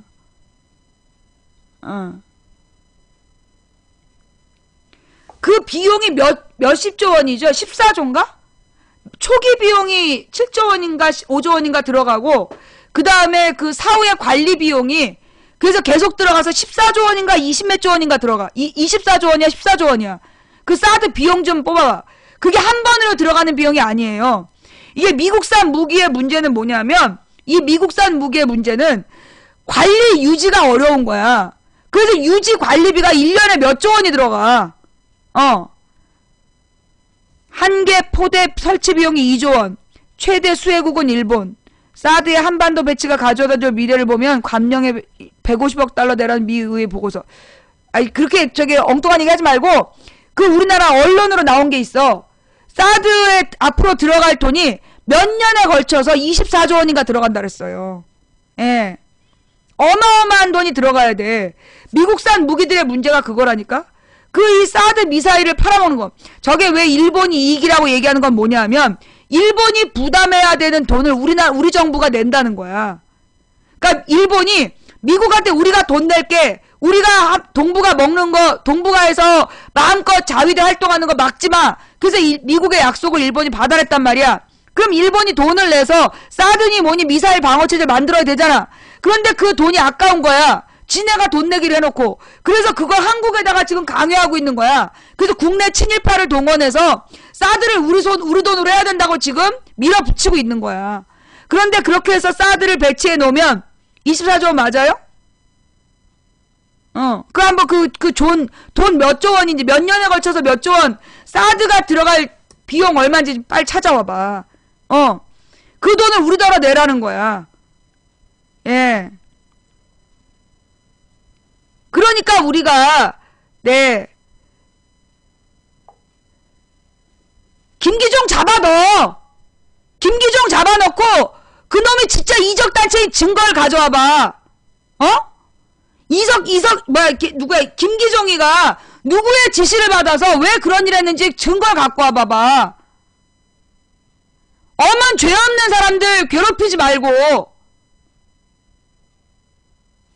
자, 근데 사실 난 좀 문제라고 봐. 김기종 같은 사람을 계속 우리가 지켜본 거 빨리 신고를 해서 조치를 취하게 해야 되는데 그냥 그 눈 감아준 거 그게 오늘의 비극을 만든 거예요.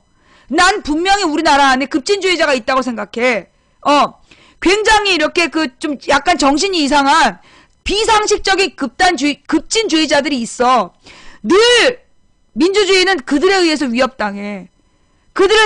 걔네들에 대해서는요, 우리 정부가 정보를 다 갖고 있어요. 적당한 때 이용하는 거야. 그래서 이 급진주의가 문제라고. 우리나라처럼 아직 민주주의 체제가 완성되지 않은 나라에서는 이런 급진주의자들의 그 일탈행위가 전체 대우에게 큰 손해를 끼친다는 거, 그거를 잊으면 안 된다. 좌우지간. 여기서 우리 지금 내가 이제 페이스북이나 이런 걸 쭉 보니까 어떤 현상이 나타나냐면 미 대사를 굉장히 막 치켜세우면서 리포트가 우리 편인 것처럼 박근혜를 막 비판하고 있다.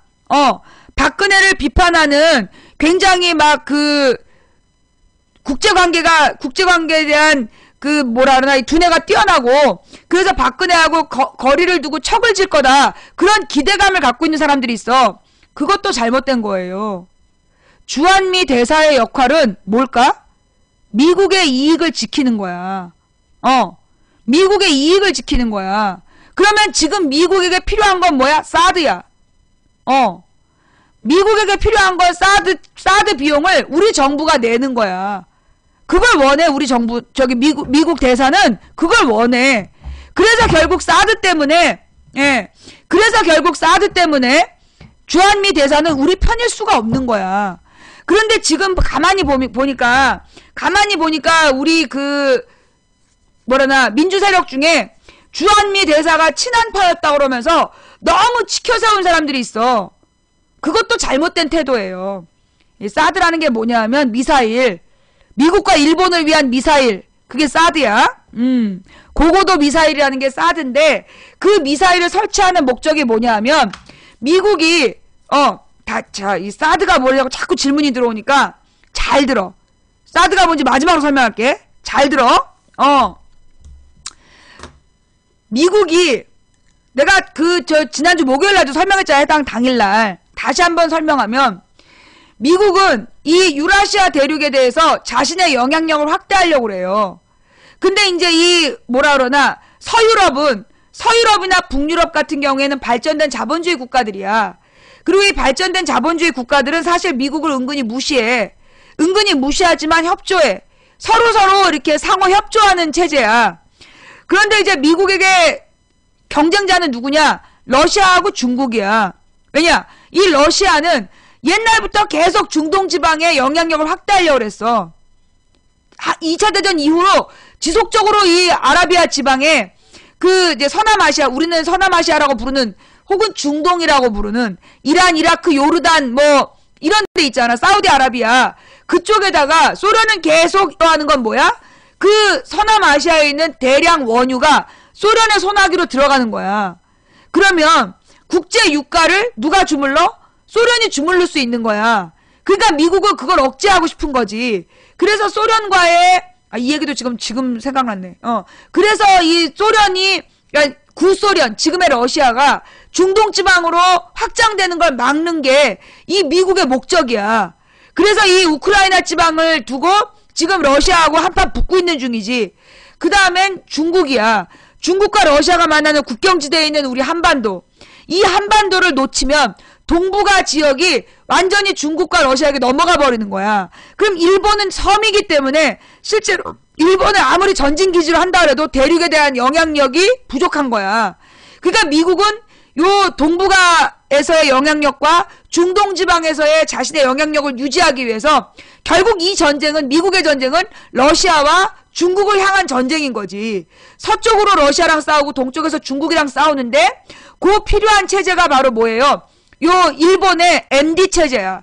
중동 지방에는 IS라는 가상의 적을 만들어서 그러니까 그 가상의 적을 막 이 메이저 언론에다 띄워가지고 이슬람 세력을 죽여야 된다라는 논리를 펼치고 있고 우리 동북아 지역에서는 김정은이라는 괴물을 죽여야 된다는 논리로 MD 체제를 만드는 거야. MD 체제가 뭐냐? 미사일 방어 체제야. 그러면 미사일 방어 체제라는 게 뭐냐? 중국이나 러시아에서 그게 이제 지구가 동그랗잖아. 지구가 동그랗기 때문에 이 중국과 러시아가 맞닿아 있는 한반도 북부에서 거기서 미사일을 쏘면 미국 본토로 미사일이 빨리 날아가요. 그러니까 이렇게 북반구를 딱 건너서 넘어가게 되면 그러면 워싱턴도 공격할 수 있는 거야. 이게 다 북반구에 몰려있기 때문에. 그러다 보니까 미국으로 가는 그러니까 미국으로 러시아나 중국에서 미사일을 쏠까봐 그걸 중간에 한반도에서 중간에 가는 미사일을 요격해서 격추시키는 미사일. 그게 MD 체제야. 그게 미사일 체제. 미사일 방어 체제.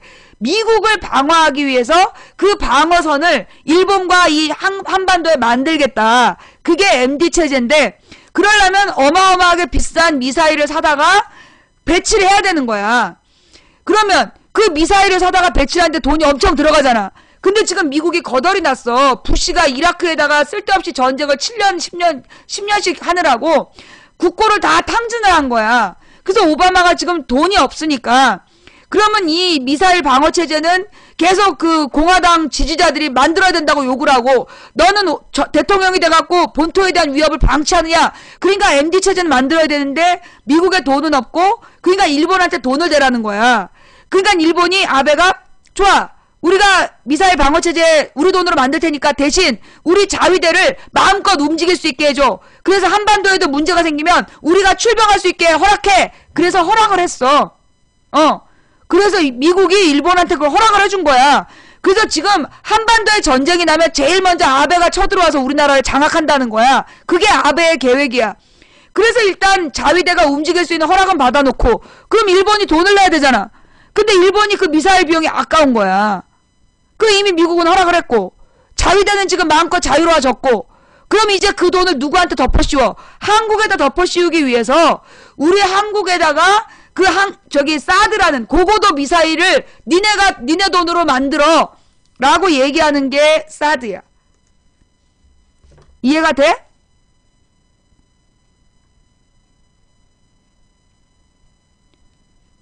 의미가 뭐냐고 질문했던 인간들. 이해가 돼? 그런 거야. 지금 이 김기종이라는 약간 그 정신 이상자를 이용해서 누군가 뒤에서 배후 조정을 했다면 누구겠어? 누구겠어? 이번 일로 사드를 설치해서 이익을 보는 놈들, 그들이 수석거렸겠지. 기가 막히는 상황이야 지금. 배후는 누구냐? 이득을 보는 자들이다. 자, 그 다음에요. 그래서 우리가 여기서 지금 가져야 될 자세는 뭐냐면, 주한미 대사는 누구 편이라는 거야. 주한미 대사를 무조건 민주주의자라고 생각하면 안 돼. 지금 대한민국의 민주주의자들이 그 주한미 대사가 그 남한의 민주주의를 위해 박근혜랑 싸워줄 거라고 생각해. 절대 그렇지 않아. 주한미 대사가 한국의 민주주의를 위해서 박근혜랑 싸워줄 거다. 그 또한 사대주의야. 그것도 사대주의라고. 미국의 대사는 철저히 미국의 이익을 우선해요. 그러면 미국 대사는 그럼 나쁜 놈입니까? 아니죠. 미국 대사는 나쁜 놈은 아니야. 다만 자기네 나라의 애국자일 뿐이야. 그럼 우리는 어떤 자세를 가져야 돼? 우리는 모두를 이용해야 돼. 미 대사도 이용해야 되고 중국과 러시아도 이용해야 되고, 그래서 우리의 국민의 이익을 지키는 게 목적이야. 우리의 세금을 지키는 게 목적이라고. 자, 그렇다면 지금 주한미 대사가 제일 두려워하는 건 뭐냐? 반미 감정이야. 이번 일로 사드를 설치해서 사드의 설치 비용이 굉장히 비싸다면 지금 대한민국의 가장 큰 문제는 뭐야? 경제적인 위기, 그리고 복지 비용의 축소야. 지금도 홍준표가 애들 밥 먹일 돈 600억을 안 내겠다는 거 아니야. 경남 지역의 애들 무상급식 비용 600억 돈 없다고 안 내겠다는 거야. 그러면서 지금 몇십조 원짜리 미사일을 사라는 거야, 우리한테. 자, 홍준표가 다음 달, 내년부터인가 다음 달부터인가, 무상급식 안 하겠대. 그래서 가장 가난한 애들이 가난을 증명하면 밥을 주고, 그 이외의 애들은 스스로 급식비를 내라는 거야. 4월 달부터. 지금 대한민국의 복지 비용이 계속 줄어들어서, 지금 애들은 근데 그 문제는 뭐라 했어요? 무상급식 문제. 가난을 입증해야 된다고. 근데 그 가난을 어떻게 입증할 거야? 서류상? 서류상 아버지가 아무런 가치 없는 지하 단칸방만 갖고 있어도, 그 소유가 있어도 밥 안 나와. 생활보호 대상자가 아니라서. 어떡할 거냐고. 그만큼 대한민국에 복지 비용이 없는데 그 국민 세금 얻어서 복지 비용 한다더니 돈을 어디다 쓰고 애들 밥을 못 먹여. 그러면서 지금 일본과 미국을 위한 수십조 원짜리 미사일을 사? 누구를 위한 미사일인데? 그 미사일은요, 여러분, 내가 아까 얘기했지, 중국과 러시아에서 미국 본토로 날아가는 미사일이야. 내가 지구본을 갖고 와서 설명할게.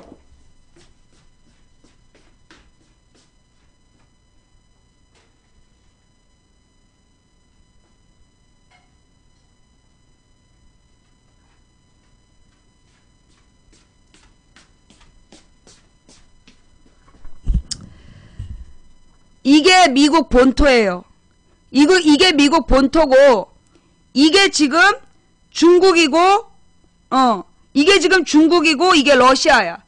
중국과 러시아가 이 지점에서 어디로? 미국으로 미사일을 쏠 때, 이걸 어디에서?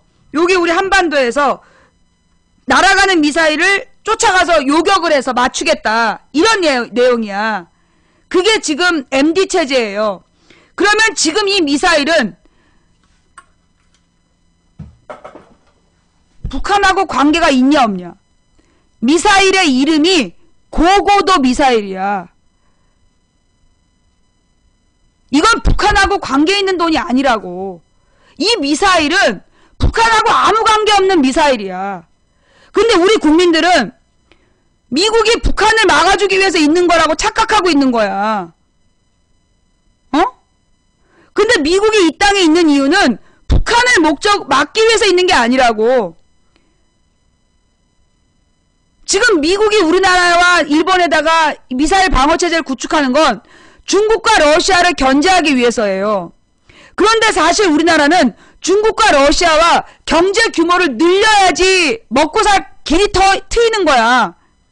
지금 미국, 자, 우리나라가 무역 의존도가 제일 높은 나라가 어느 나라예요? 우리나라가 무역 의존도가 제일 높은 나라가 어느 나라야? 중국이야. 중국 다음이 러시아고 그 다음이 중동이야. 무역량은 그만큼 그쪽이 더 많아. 실제로 미국에서 한국산 많이 써? 많이 안 써. 미국에 있는 한인들이 한인 상점에서 음식 사다 먹지. 미국으로 실제로 우리가 수출하는 게 많지가 않아요.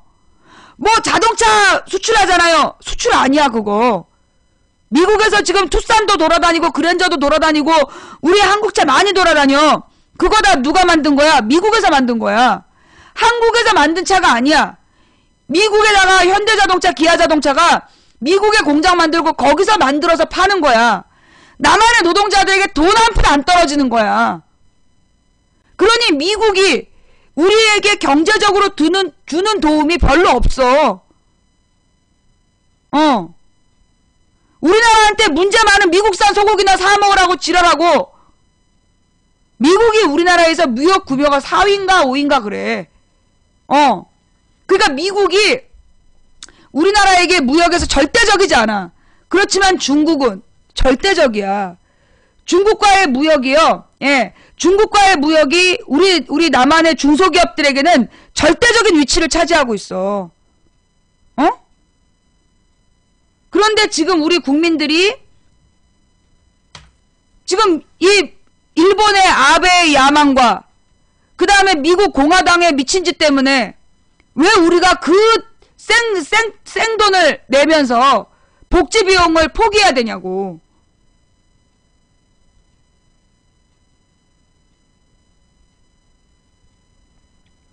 자.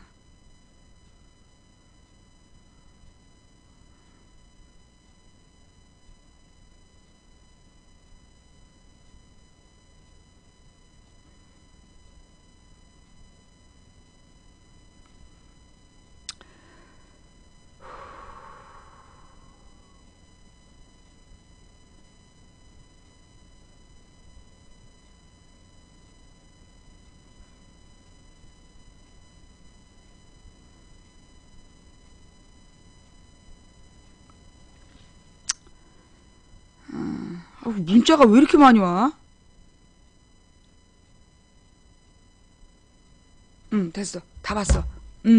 자, 그래서 이 중요한 얘기들은 이제 이 사드까지 다 됐지. 다 됐고 우리 국민들이 지금 선택해야 돼요. 우리 국민들이 무엇이 더 국익이냐를 생각해야 돼. 지금 그 뭐라 그러나 휩쓸려서 주한 미국이 우리나라를 먹여 살린다. 미국이 우리를 보호한다. 그 생각에 매달리는 건 친명 배금 정책하고 똑같아. 명나라에 대한 의리를 지키겠다고 청나라를 배척했다가 철저히 온 나라가 전쟁터가 됐던 그 광해군 그 인조의 실패를 지금 이 시대에 우리가 반복할 거냐. 근데 우리 국민들 중에 아직 무식한 국민이 다수기 때문에 못 알아들을 거야. 못 알아듣겠죠. 자, 벌써 시간이 5시. 큰일 났습니다. 아직 못 다룬 내용들이 있는데 내일 할까? 김영란법에 대해서 다룰 게 있는데 그러면 이건 내일 하자. 요거는 요건 그냥 간단하게 언급했으니까 넘어가고 하나만 더 할게요. 간단한 거 하나만. 뭐냐? 박 대통령 이번에 중동에 순방을 갔잖아. 그래가지고 뭐 2천억 무슨 의료 계약을 했다며. 2천억짜리 계약을 수주했다면서 막 대대적으로 보도를 했다며. 그런데 그 계약한 회사가 실체가 모호한 회사래. 이거 누가 하던 짓이야? 이명박이 하던 짓이잖아. 이명박이 딱 지금부터 5년 전에 그렇게 떠들고 다녔잖아요. 자원외교 한다고. 그래서 뭐 몇백억의 경제효과, 몇백억의 수출효과. 아까도 뭐 500억짜리 뭐 수출 성과를 냈다는데 그게 산출 근거가 없대. 정부에다 물어봤더니 정확한 근거 없이 500억의 수출 효과를 낸다고 발표했다는 거야. 그리고 그 2천억의 수출 계약, 요거 한번 같이 볼게요. 지금 막 종편에서 막, 이게 또 이제 이 약간 무식한 할머니, 할아버지들을 노리는 뉴스인 거죠. 할머니, 할아버지들 막 종편에서 이렇게 떠들면, 아이고, 우리 박근혜가 정치 잘하네, 이러잖아. 잘 세상 돌아가는 거 모르는 할머니, 할아버지용 뉴스야. 2천억 수출 계약 상대 사우디 제약사 실체 모호, 실체를 모르겠다는 얘기예요. 예. 생산 판매 실적이 없는 군소 작은 제약사이고 박 대통령 순방에 맞춰서 의료 계약을 했고, 그러니까 정부에서는 가장 큰 회사라고 설명을 했는데 현실과 다르다. 보령제약이나 종근당 등 국제제약사는 정부 소개로 의존해서 실태 파악을 못하고 있다. 복지부는 검증은 기업의 몫이라고 그러면서 발을 뺐대. 이걸 어떻게 하면 좋아? 2천억 사우디 의료 수출과 관련해 정부가 국내 제약업체한테 소개한 사우디아라비아의 제약사는 의약품 생산 판매 실적이 전혀 없는, 의약품을 생산한 적도 없고 판매한 적도 없는 신생 군소 제약사인 걸로 확인이 됐고, 정부는 이 제약사의 투자 여력과 신뢰도, 영업력에 대한 기초적인 검증조차 하지 않고 국내 제약업체의 의약품 수출 계약 파트너로 주선한 것으로 드러났다. 제약 분야의 사우디 진출 소식을 박근혜 대통령의 중동 순방 일정에 끼워 맞추려고 현지 업체에 대한 기초적인 조사마저 소홀히 한 거 아니냐는 지적이 나온다. 9일 한겨레의 취재 결과 국내 제약업체 4곳과 2천억 원대 의약품 수출 및 계약 공장 건설 계약과 양해각서를 체결한 사우디 SPC사는 실제 막 1년을 넘긴 신생 제약사인 것으로 나타났다. 2천억대 사우디 의료 수출에 대한 관한 정부 발표가 나온 지난 4일 보건복지부 해외 의료 진출 지원과 관계자가 SPC는 현지 제약사인데 그쪽에서 가장 큰 회사라고 설명한 것과는 달리 전 세계 기업 정보망인 콤파스나 후버스에도 이 업체명은 등록되지 않았다. 물론 대한무역투자공사 코트라의 중동부문 고객업체 명단에도 없다. 사우디 안에서 의약품을 제조하거나 판매한 실적도 전혀 없다. 그 밖에 SPC사의 주요 주주 구성이나 인력 규모, 구체적인 재정 현황 등도 전혀 알려진 게 없다. 2천억 원대 의약품 수출 계약의 당사자인 국내 4개 업체도 이 업체를 제대로 모르기는 마찬가지다. SPC사와 항암제 등 4개 품목에 관한 수출 양해각서를 맺었다는 한 제약업체 관계자는 지난 5일 SPC는 일종의 페이퍼 컴퍼니 개념으로, 쉽게 말하면 일종의 프로젝트 이름이라고 말한 뒤늦게 정부 쪽에서 다시 확인해보니 페이퍼 컴퍼니가 아니라 실체가 있는 회사라고 알려왔다. 또 제약기업 4곳 가운데 유일하게 이 업체와 실제 계약을 맺은 BC월드 제약은 금융감독원에 이 업체와 맺은 계약 내용을 공시하며, 왜 이러지? 왜 나갔다 들어왔다 하지? 별들의 본향님 지금 얼려놨어요? 자꾸 나갔다 들어왔다 하시면 강퇴시킬 수밖에 없습니다. 예. 뭔가 문제가 있나 본데? 별들의 본향님 지금 왜 자꾸 왔다 갔다 하세요? 아, 추천한다고?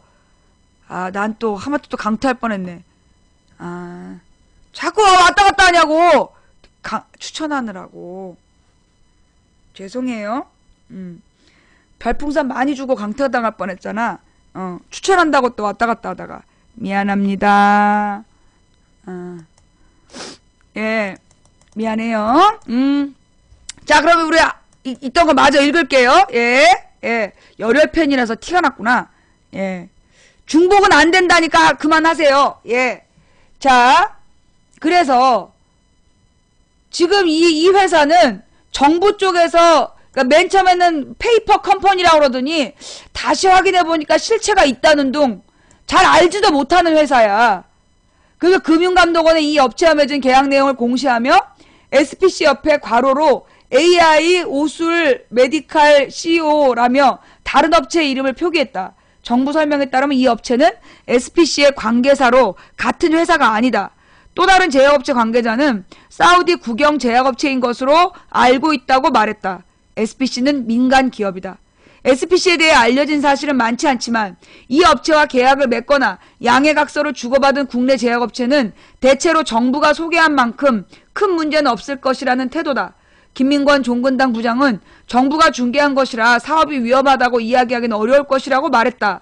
유영중 중해제약 홍보부장도 이 업체의 신뢰도와 관련해 기본적으로 우리 정부가 있는 것 아니냐, 라고 있는 거 아니냐라고 말했다. 그러니까 정부를 믿고 있다는 얘기야. 문제는 국내 제약업체의 이런 기대와 달리 정부가 SPC사의 투자 여력과 영업력 등에 대한 검증을 전혀 하지 않았다는 사실이다. 과연 이 업체가 2천억 원대 제약 비즈니스를 맡을 능력이 있는지 정부도 국내 제약업체도 알지 못한다는 뜻이다.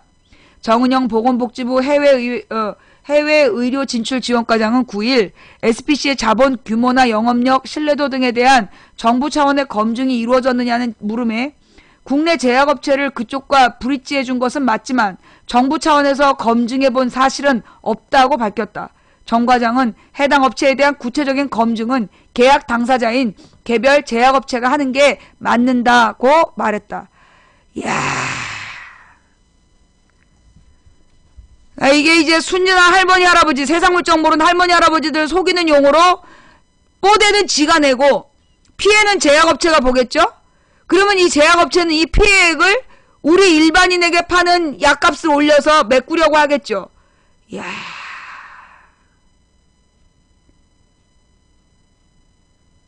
심각한 문제야 이거. 예. 우리 할머니 할아버지들은 그냥 이런 걸 모르잖아요. 인터넷을 모르니까. 그러니까 이제 그냥 무조건 믿는 거지. 종편 보면서. 큰일 났네 이제. 에휴, 어떡하겠습니까. 이게 우리 국민의 수준인걸. 자, 그래서 여기까지는 했어. 여기까지는 했고, 자, 그럼 이제 내일 내가 이제 2가지를 할 거예요. 내일 2가지를 할 건데, 내일이 며칠이야? 3월 11일에,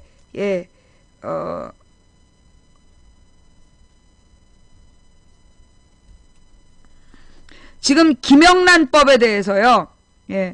우리가 이 김영란법에 대해서 다시 한번 잘 생각해 봐야 된다. 무슨 얘기냐? 내일 합시다. 내일. 우리가 이제까지 김영란법이 언론에서 너무 욕을 하니까 굉장히 나쁜 법으로 알고 있잖아. 그런데 사실은 아닐 수도 있다는 거야. 어떻게 보면 우리나라에서 이 당연히 오가던 뇌물을 이제 중단시킬 수 있는 획기적인 법인데, 그런데 우리는 여기에 단점만 막 부각을 시켜갖고 사왔어. 잠깐만, 교복 입은 거 보여주면 안 되겠다. 김영란법이 보시면 안 돼. 깜짝이야. 김영란법에 대해서 우리는 나쁜 얘기만 하고 있는데 긍정적인 면도 분명히 있다. 자자자. 진정들 하고. 오늘은 여기까지 할게요. 그래요. 아니 이 학교가 옛날에 내가 이 동네 있을 때 내가 고등학교 다닐 때도 있던 학교예요. 근데 학교가 굉장히 좀 정갈한,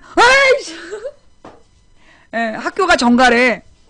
그리고 교복을 아이들이 투표로 정했대.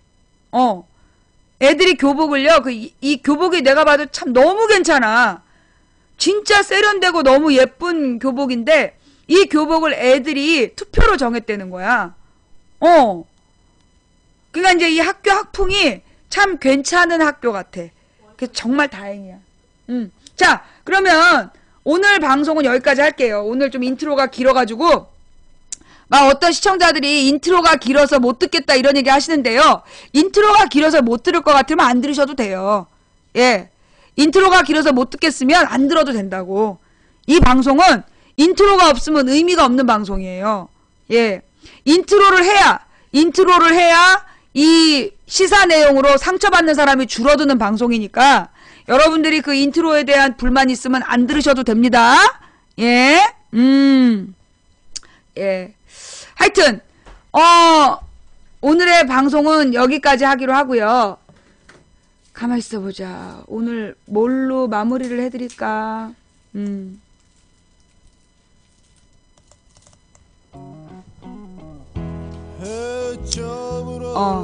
내가 인트로가 없다는 얘기는 내가 마음이 너무 힘들어가지고 그 인트로를 챙겨드릴 수 없다는 얘기야. 사실 이 방송은요 인트로를 위해서 하는 방송이에요. 근데 이게 왜 그러냐면 이게 뉴스라는 게 사건 사고라는 게 너무 잔혹하기 때문에 그 잔혹한 뉴스만 계속 보면요 사람의 마음이 딱딱해져요. 딱딱해지고 무뎌져. 그래서 분노해야 될 때 분노하지 못하고 공의로운 것을 공공의 의를 찾아야 될 때 방향을 잃게 되는 거야. 언제나 우리가 인간이라는 초심을 버리면 안 돼. 그래서 망치부인은 인트로를 중시하는 방송이에요. 우리가 인간이라는 거, 우리는 사랑을 해야 되는 인간이라는 것을 계속 기억하기 위해서 우리는 인트로를 합니다. 예. 그래서 그 망치부인한테 시사방송만 듣고 싶어서 왔다. 그럼 좀 늦게 오셔도 되고요. 인트로가 너무 길어서 방송 못 듣겠다 이런 얘기는 텔레그램으로 하시면 삭제합니다. 예, 저 차단할 거예요.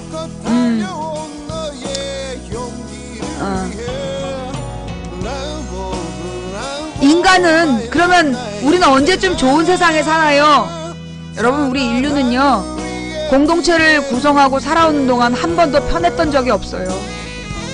저 구석기 시대에는 동물들을 사냥하기 위해서 엄청 고생을 했고 또 이 혹한의 날씨하고 싸워서 그 수렵 채집을 해서 먹느라고 개고생을 했어요. 그 다음에 농경시대가 왔을 때는 농사 짓느라고 개고생을 했고 예 농사를 지어놓은 걸 권력자들이 다 뺏어가서 또 고생을 했고 왕조가 바뀌고 정권이 바뀔 때마다 고생을 했어요. 인간이 고생을 안 한 적은 없어. 그러나 언제나 인간은 사랑을 했고 언제나 인간은 절망하지 않고 희망을 가지고 늘 보다 더 나은 미래를 꿈꾸면서 살아왔어요. 그래서 우리는 민주주의를 갖게 됐고 비행기를 갖게 됐고 그리고 환경의 중요성을 아이들에게 교육하게 되었죠. 인류는 한순간도 편했던 적은 없었어. 하지만 인류의 역사는 끊임없이 발전해 왔어요. 때때로 인류의 역사가 뒤로 후진하는 것처럼 보이지만 후진하는 건 그걸 뭐라 그러나 성을 쌓을 때 토성을 쌓는 방법이 흙을 막 쏟아부어. 이만큼 키가 크잖아요. 그걸 터밟기를 해. 계속 밟아. 공이질을 하면서 계속 밟아요. 이만큼 쌓아놓은 흙을 다시 납작하게 만들어. 근데 그만큼 납작하게 만들어야 토성이 무너지지 않는데요. 그렇게 진시황이 쌓은 만리장성이 아직도 터가 남아있다는 거야. 그런 것처럼 우리가 역사가 후퇴하는 것처럼 보이지만 그건 후퇴하는 게 아니야. 다져지는 거야. 어떤 우리에게 이제 시련이 닥쳤을 때 많은 사람이 절망하고 포기를 합니다. 그런데 시련은요 연단을 위한 거래요. 연단이라는 게 뭐냐 하면 좀 더 강하게 만드는 거. 보검은 불 속에 수천 번 들어가서 달궈지고 수만 번 두드려 맞아야 보검이 된대잖아. 지금 우리가 겪고 있는 것은 명검이 되기 위해서, 보검이 되기 위해서 지금 우리는 불 속에 들어가고 망치질을 당하는 그런 단련받는 중이다라고 생각하셨으면 좋겠어요. 언제나 인류의 역사는 승자와 패자가 있었습니다. 승자는 늘 포기하지 않는 자예요. 끝까지 포기하지 않는 자가 승자가 되는 겁니다. 여러분은 어떤 걸 선택하시겠습니까? 이길 가능성이 안 보이니까 그만 포기하시겠습니까? 이기기 어려운 싸움이니까 이길 때까지 절대 이 싸움을 끝내지 않으실 겁니까? 계란으로 바위를 치면 계란이 깨집니다. 하지만 낙숫물이 바위에 떨어져 온전히 자기를 버리면, 그렇게 천방울 만방울 억방울이 떨어지면 바위는 뚫어지게 되어 있습니다. 우리가 가는 길은 갈만한 길이라서 가는 것은 아닙니다. 세상에는 원래 길이 없었답니다. 그런데 많은 사람이 다녀서 길이 되었다고 하지요. 한 사람이 꾸는 꿈은 꿈일 뿐이지만 백인이 꾸고 만인이 꾸면 현실이 된다고 합니다. 여러분은 선택할 수 있습니다. 절망입니까? 희망입니까? 포기입니까? 승리입니까? 된다고 믿든 안 된다고 믿든 당신의 믿음대로 될 겁니다. 하지만 누군가 간절히 소망하면 온 우주가 그의 소망을 위해 움직이기 시작한답니다. 저는 이기기 어려운 싸움에서 포기하지 않는 쪽을 선택합니다. 포기하지 않고 버티면, 존나 버티면 언젠간 이기게 돼 있거든요. 망치부인과 함께 가실 준비가 되신 분 손? 망치부인과 같이 망치부인이 있다면, 망치부인과 함께라면 포기하지 않고 끝까지 가겠다, 그런 사람 손? 존나게 버티는 겁니다. 지치지 마세요. 감사합니다. 제가 약한 모습 보여서 대단히 죄송했고요. 예, 제가 3월 23일 날 좀 더 재밌는 방송, 좀 더 내용 있는 방송을 준비해서 돌아오겠습니다. 물론 이번 주 방송합니다. 예, 내일 방송할 거고요. 모레는 3월 12일에는 지금 제가 또 일정이 생길 것 같아서 개인적으로 제가 지금 여러 가지를 좀 준비 중에 있어요. 네. 그래서 여러분들이 3월 23일 망치부인의 그 시즌 9을 기대해 주시고요. 이번 달은 내가 좀 파행 방송 있을 거라 그랬잖아. 이해 좀 해주시고. 자, 내일 방송하니까 내일 늦지들 않게 오세요. 예. 오늘 못다한 이야기는 내일 또 합시다. 오늘 시청해주신 모든 분들께 감사드립니다. 처음부터 끝까지 시청해주신 여러분께 더욱더 감사드립니다. 그리고 오늘 후원해주신 많은 분들께 진심으로 감사드립니다. 한 분 한 분 이름 불러 감사드리지 못한 점 대단히 죄송합니다. 여러분이 보내주신 초콜릿으로 망치부인이 불타는 10미닛을 만들고 있고요. 여러분이 보내주신 스티커로는 천명방을 만들고 있습니다. 그리고 여러분의 별풍선으로 망치부인의 딸내미에게 따뜻한 닭고기를 사주고 있습니다. 자, 오늘도 함께 해주신 모든 분들 감사드립니다. 그리고 추천해주신 3056분께도 진심으로 감사드립니다. 아, 내가 4000개 하라는 얘기를 안 했구나. 아, 내일은 4000개 도전? 예. 녹음하고 녹화하신 여비고님, 그리고 저기 우리 누구야, 여비고님, 참새장님 고생하셨습니다. 예, 이거 벌써 3시간째인데 이 녹화가 되고 있네. 예, 고생들 하셨고요. 각방에서 고생하신 매니저님 감사합니다. 다음 방송은 내일 낮 2시에 만날게요. 감사합니다. 지금까지 불량주부 망치부인이었습니다.